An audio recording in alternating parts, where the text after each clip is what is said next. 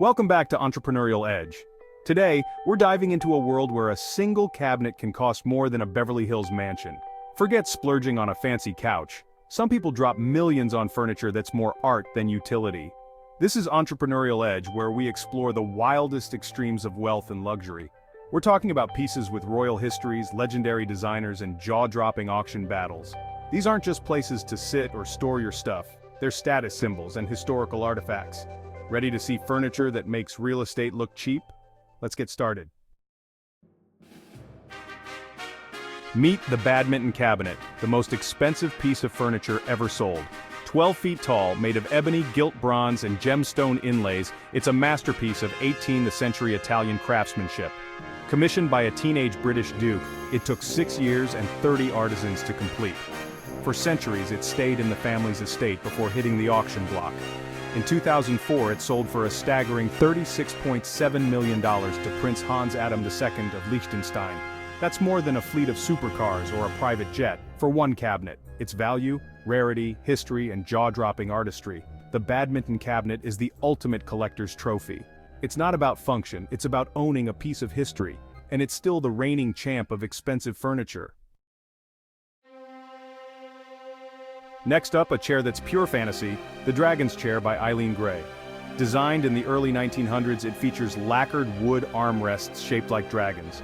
Bold, artistic, and totally unique. Once owned by fashion icon Yves Saint Laurent, its provenance sent collectors into a frenzy. In 2009, it shattered records, selling for $28.30 million, nearly 10 times its estimate. The lesson? Provenance and design can turn a chair into a legend.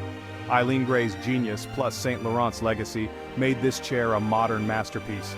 It's not just furniture, it's a piece of design history, and it proves the right story can multiply value. America's own furniture legends? The Goddard and Townsend families of 18th century Rhode Island.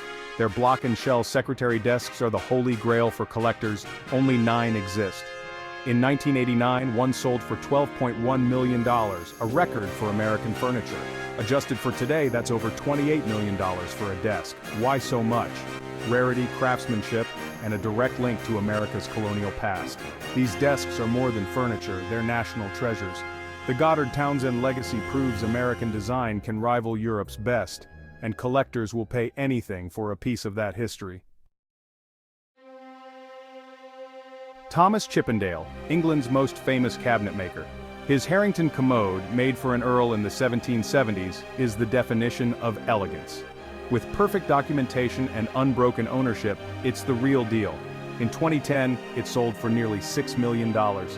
Chippendale's name, plus aristocratic provenance, equals sky-high value.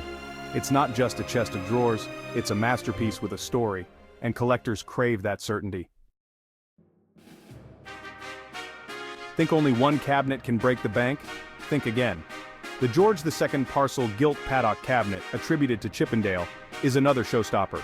Mid-1700s, exotic woods, gold accents, and stunning Rococo design.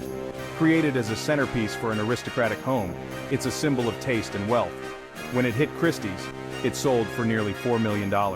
Legendary maker, exquisite craftsmanship, and rarity, recipe for a multi-million-dollar sale. Even centuries later, Chippendale's name commands top dollar. This cabinet proves the market for masterpieces is as strong as ever.